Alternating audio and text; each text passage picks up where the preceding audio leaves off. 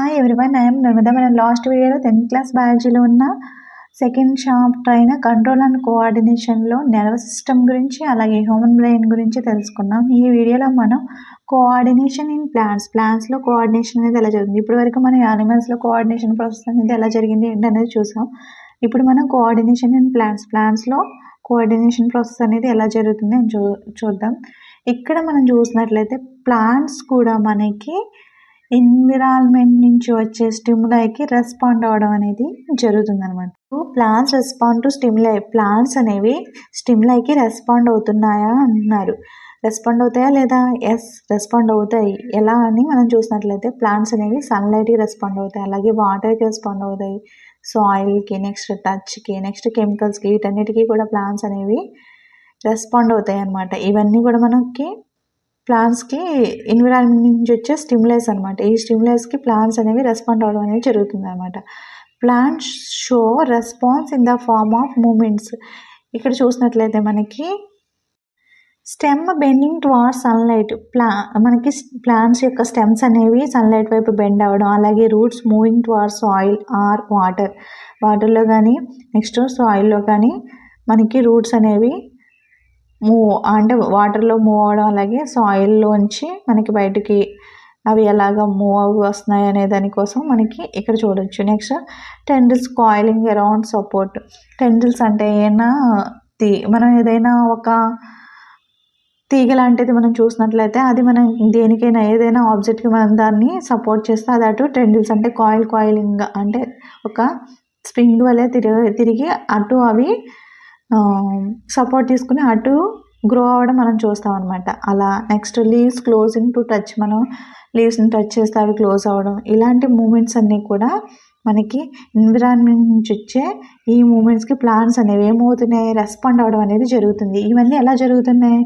How do plants produce movements? Animals produce movements with the help of nervous system and muscular system. మనకి ఇక్కడ యానిమల్స్లో చూసాం మనం ఇవి ఎలా రెస్పాండ్ అవుతున్నాయి ఏంటనేది. ఎలా రెస్పాండ్ అవుతున్నాయి అని చెప్పాం మనం. యానిమల్స్లో నర్వస్ సిస్టమ్ ఉంది అందులో, అలాగే మస్క్యులర్ సిస్టమ్ ఉంది. ఈ నర్వస్ సిస్టమ్ ద్వారా అలాగే మస్క్యులర్ సిస్టమ్ ద్వారా అవి మనకి రెస్పాండ్ అవ్వడం మనం చూసామన్నమాట యానిమల్స్లో. కానీ ప్లాంట్స్లో ఈ నర్వస్ సిస్టమ్ లేదు, అలా మస్క్యులర్ సిస్టము లేదు. బట్ ఇవి ఎలాగా ఎన్విరాన్మెంట్లో నుంచి వచ్చే స్టిములైకి రెస్పాండ్ అవుతున్నాయి, ఎలా మూమెంట్స్ అనేవి చూపిస్తున్నాయి. ఇప్పుడు మనం స్టెమ్ బెండింగ్ టువార్డ్స్ సన్లైట్ వైపు ప్లాంట్ యొక్క స్టెమ్ అనేది బెండ్ అవుతుంది అన్నాం. అది ఎలా బెండ్ అవుతుంది? దాంట్లో నర్వస్ సిస్టమ్ ఉందా? లేదు. అలానే మస్క్యులర్ సిస్టమ్ ఉందా? అది లేదు. కానీ అది మూమెంట్స్ అనేది చూపిస్తుంది. అది ఎలా చూపిస్తుంది అనేది చూద్దాం.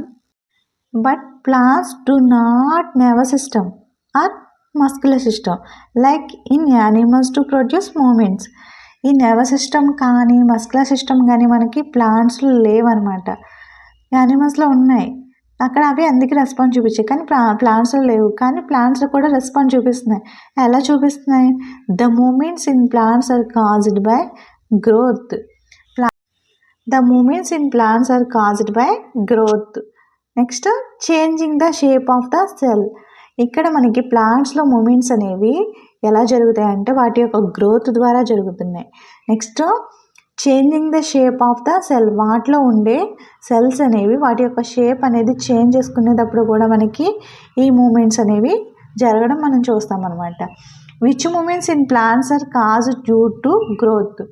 మనకి ఏమేమి మూమెంట్స్ అనేవి చూపిస్తున్నాయి గ్రోత్తో చూసినట్లయితే, గ్రోత్లో మనకి ఏమేమి మూమెంట్స్ అనేవి చూపిస్తున్నాయని చూస్తే plant bending the sunlight. Plant అనేది మనకి సన్లైట్ వైపు బెండ్ అవ్వడం, అలాగే roots moving the towards soil. Roots అనేవి సాయిల్లో మనకి మూవింగ్, అక్కడ మూమెంట్స్ అనేవి చూపించడం మనం చూస్తూ ఉంటాం. These movements in plants are due to growth. ఈ మూమెంట్స్ అనేవి మనకి ఎలా జరుగుతున్నాయి అంటే వాటి యొక్క గ్రోత్ ద్వారా మనకి అక్కడ మూమెంట్స్ అనేవి జరుగుతున్నాయి అన్నమాట. ప్లాంట్స్లో మనకి మూమెంట్స్ అనేవి గ్రోత్ ద్వారా జరుగుతున్నాయి. Next trophic movements. The directional movements that are shown by plants in response to environmental stimuli are called trophic movements. ఇక్కడ మనకి ప్లాంట్స్ అనేవి ఎన్విరాన్మెంట్ నుంచి వచ్చే స్టిములైకి ఇక్కడ ప్లాంట్స్ అనేవి రెస్పాండ్ అయ్యి మూమెంట్స్ అనేవి చూపిస్తున్నాయి కదా, వీటినే మనం ఏమని పిలుస్తామంటే ట్రోఫిక్ మూమెంట్స్ అని పిలుస్తామన్నమాట. ప్లాంట్స్ అనేవి మనకి ఎన్విరాన్మెంట్ నుంచి వచ్చే స్టిమ్యులైకి రెస్పాండ్ అవుతున్నాయి. రెస్పాండ్ అయ్యి అక్కడ మనకి అవి మూమెంట్స్ అనేవి చూపిస్తున్నాయి అనమాట. అలాంటి మూమెంట్స్ని మనం ట్రోఫిక్ మూమెంట్స్ అని చెప్తామన్నమాట.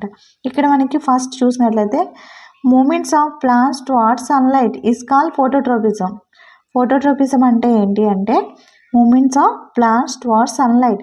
ప్లాంట్స్ అనేవి వాటి యొక్క మూమెంట్స్ని సన్లైట్ వైపు చూపిస్తే దాన్ని మనం ఏమని చెప్తామంటే ఫోటోట్రోపిజం అని పిలుస్తాం. ఏమని పిలుస్తాం? ఫోటోట్రోపిజం. ఈ ట్రోపిజంకి ఎగ్జాంపుల్ మనం చూసినట్లయితే stem bending towards sunlight. Stem అనేది మనకి సన్లైట్ వైపు బెండ్ అవ్వడం ఒక ఫోటోట్రోపిజం యొక్క మూమెంట్ అని చెప్పొచ్చు అనమాట. ఎగ్జాంపుల్గా మనం ఇది చెప్పొచ్చు అనమాట. Next geotropism. జియోట్రోపిజం చూసినట్లయితే movement of plant parts towards the soil is called geotropism. మనకి ప్లాంట్స్ యొక్క మూమెంట్స్ అనేవి మనకి సాయిల్లో జరిగితే దాన్ని మనం జియోట్రోపిజం అని చెప్పొచ్చు అనమాట. మీరు ఈజీగా గుర్తుపెట్టుకోవచ్చు ఇలాగా. Okay, next hydrotropism. హైడ్రోట్రోపిజం చూసినట్లయితే movements of plants towards the water is called hydrotropism. Movements, plants యొక్క మూమెంట్స్ అనేవి వాటర్లో చూపిస్తాయి, దాన్ని మనం హైడ్రోట్రోపిజం అని చెప్తామన్నమాట. మనం కొన్ని ప్లాంట్స్ని చూస్తాం, వాటర్లో ఉన్న ప్లాంట్స్ని, అవి మూమెంట్స్ అనేవి వాటర్తో ఎలాంటి మూమెంట్స్ని కలిగి ఉంటాయి అనేది. Example route growing towards the water. మనం ఎగ్జాంపుల్ మనం ఏమైనా వాటర్లో రూట్స్ అనేవి, వాటి యొక్క రూట్స్ అనేవి గ్రోయింగ్ కావడం అదొక మూమెంటే కదా. So roots growing towards the వాటర్లో రూట్స్ అనేవి గ్రోయింగ్ కావడం ఎగ్జాంపుల్ మనం చెప్పొచ్చు అనమాట.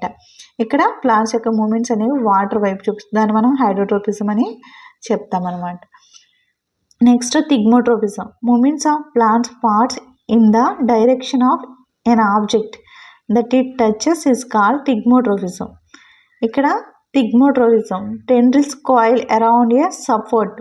ఇక్కడ మనకి ప్లాంట్స్ యొక్క మూమెంట్స్ అనేవి వాటి యొక్క డైరెక్షన్స్లో వెళ్తూ మనకి ఏదైనా ఎనీ ఆబ్జెక్ట్, ఏదైనా ఫర్ ఎగ్జాంపుల్కి మనం ఇందా చెప్పుకున్నాం కదా, ఏదైనా ఒక తీగ అది దాని యొక్క వేరే ఆబ్జెక్ట్కి దాన్ని మనం సెట్ చేస్తే అది అటు ఒక కాయిల్ లాగా స్ప్రింగ్ అయ్యి మనం గ్రో అవ్వడం మనం చూస్తాం. అలాంటి వాటిని మనం అంటే వాటిని టచ్ చేసి నెక్స్ట్ మనం దానికి ఏదైనా ఆబ్జెక్ట్ సపోర్ట్ చేస్తే అది అటు గ్రోత్ అవ్వడం మనం చూస్తాం. అలాంటి వాటిని మనం థిగ్మోట్రోపిజం అని చెప్తాం అనమాట. Example tendrils coil around a support, ఏదైనా సపోర్ట్ ఉంటే అటు తిరగడం అనమాట.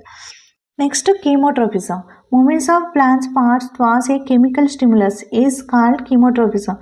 మనకి ఈ మూమెంట్స్ చూసినట్లయితే కీమోట్రోపిజంలో ప్లాంట్స్ యొక్క మూమెంట్స్ అనేవి కెమికల్స్ వైపు, అంటే కెమికల్ స్టిమ్యులై ఎటైతే దానికి కెమికల్ స్టిమ్యులస్ అటు రెస్పాండ్ అవ్వడం జరుగుతుంది. అలాంటి వాటిని మనం కీమోట్రోపిజం అని చెప్తామన్నమాట.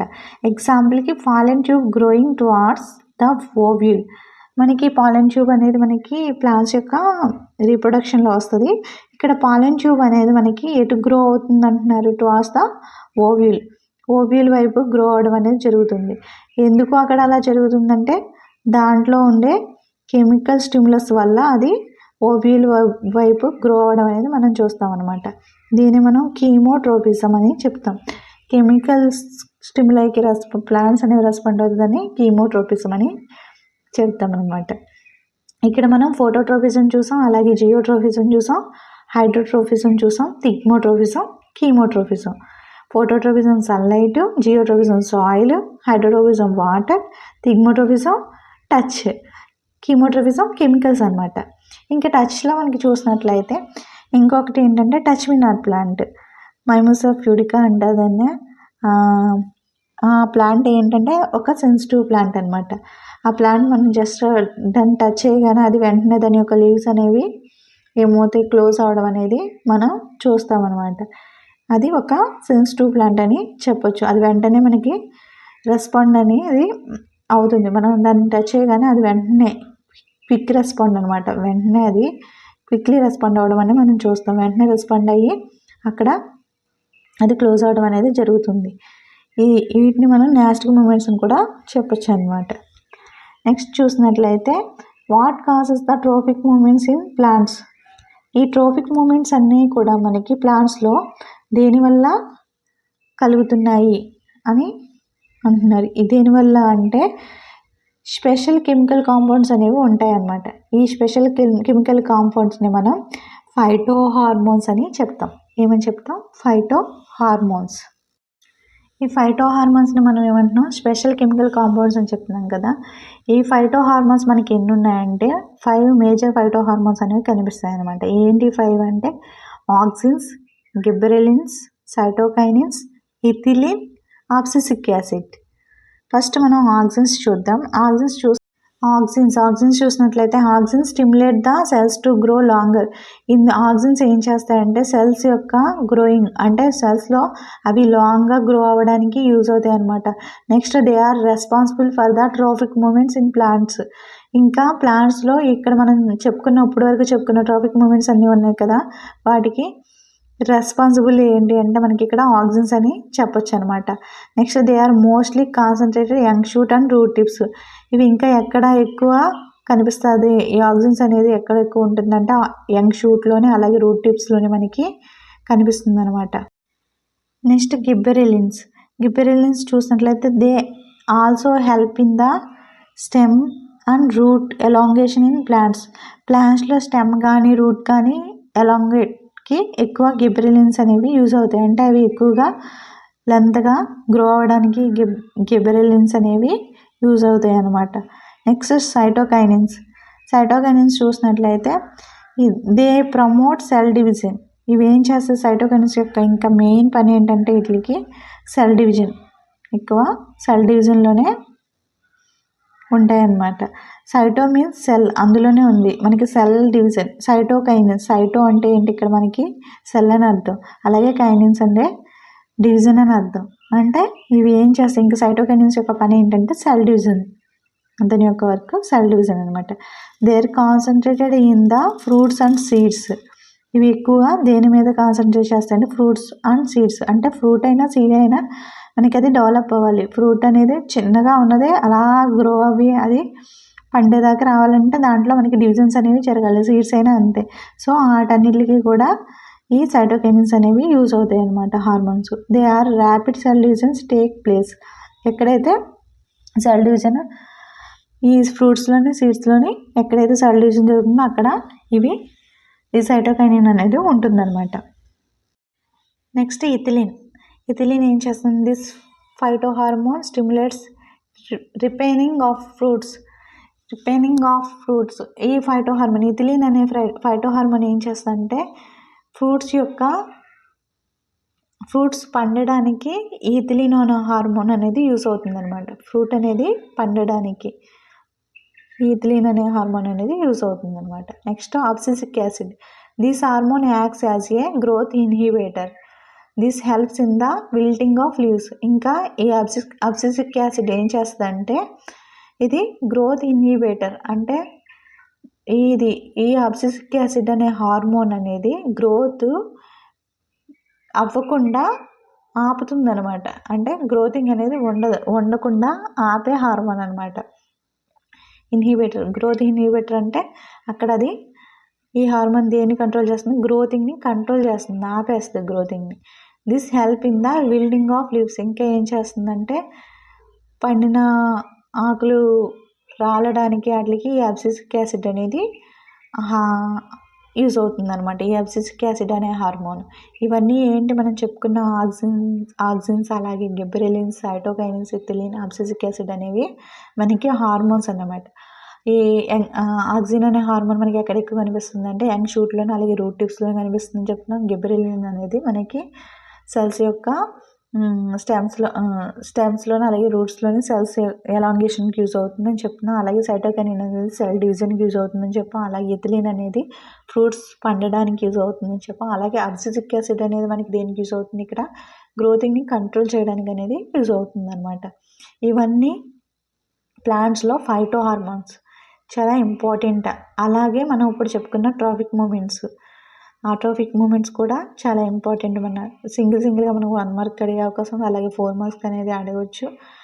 ఎలా అయినా అడగవచ్చు అనమాట. వీటిని కంప్లీటెడ్గా చూసుకోండి. Okay, thank you. వీడియో కనుక నచ్చితే లైక్ చేయండి. Thank you.